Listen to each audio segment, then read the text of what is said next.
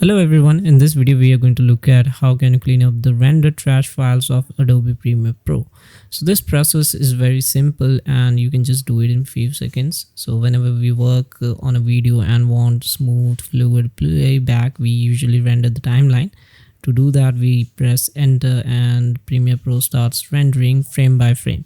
So this helps improve playback performance, but it also creates temporary files that take a significant amount of storage space.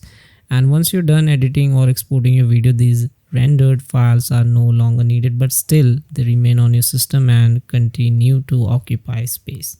Okay, so for example, as you see, I have 100 GB of storage in my C drive. So currently we have 55 GB of free storage and a large portion of taken by rendered files. So you can check this using Microsoft PC Manager. If you go to the large file scan section, it will show you the locations of these rendered files.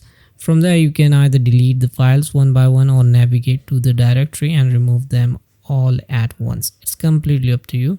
So if you can check the folders, you'll notice that these files have varies in size and format. So some of my previous project folders are also included, and in total these rendered files are taking around 4.9 GB of space.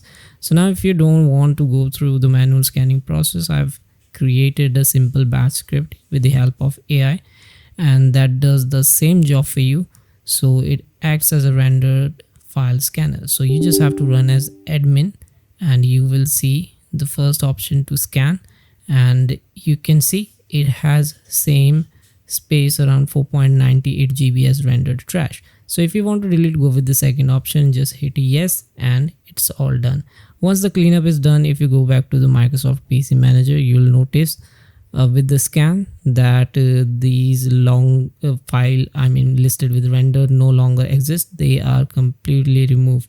So if you run the batch script again, it will show that the files no longer exist, confirming that everything has been cleared. See here, it says nothing exists, this directory doesn't exist and all.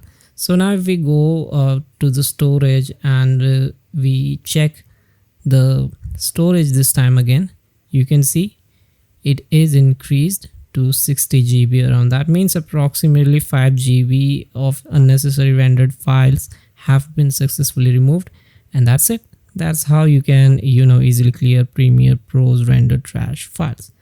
I hope you found this helpful. Let me know if you have any questions, and I'll see you in the next one.